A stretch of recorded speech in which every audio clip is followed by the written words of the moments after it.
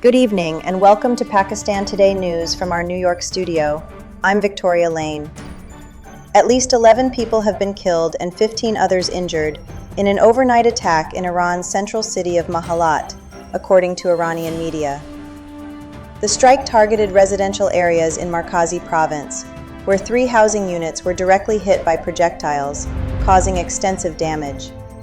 Emergency response teams rushed to the scene, with rescue operations continuing through the night.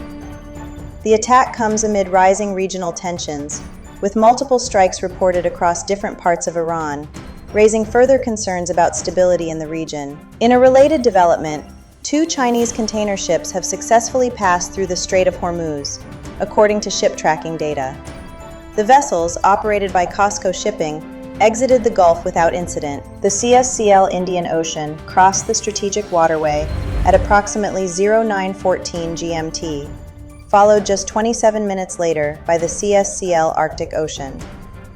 The safe transit comes at a time of heightened tensions, with the strait remaining a critical route for global oil supplies and international trade.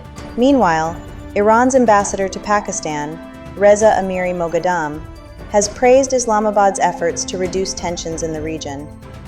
He commended Pakistan's initiative and goodwill in attempting to halt what he described as U.S.-Israeli aggression against Iran. The ambassador referred to Pakistan as a friendly and brotherly country committed to peace and stability, while also indicating that he would soon present further points regarding the evolving situation. For more on Pakistan's diplomatic stance, we go to our correspondent in Islamabad, Sarah William. Thank you, Victoria. Officials here in Islamabad are continuing diplomatic engagement with regional and global partners as tensions escalate in the Middle East. Pakistan has consistently called for restraint and dialogue, positioning itself as a mediator advocating peaceful solutions. Recent statements from Iranian officials reflect appreciation for these efforts, which analysts say could strengthen bilateral ties. However, policymakers remain cautious as the situation develops, balancing diplomatic outreach with regional security concerns. Thank you, Sarah, for that update. Turning now to business news, Sadara Chemical Company, a joint venture between Saudi Aramco and US-based Dow, has temporarily shut down production due to ongoing supply chain disruptions. The Jubail-based complex, one of the largest in the region with an annual capacity exceeding 3 million metric tons, warned that the suspension could impact its financial results this year.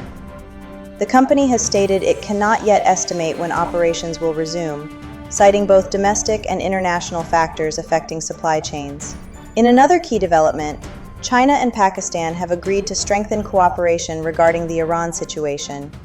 According to China's foreign ministry, officials from both countries pledged closer strategic communication and coordination during recent talks in Beijing. Spokeswoman Mao Ning described the 2 nations as all-weather strategic partners, emphasizing their joint commitment to promoting regional peace amid ongoing Middle East tensions. Global financial markets are also reacting to the uncertainty.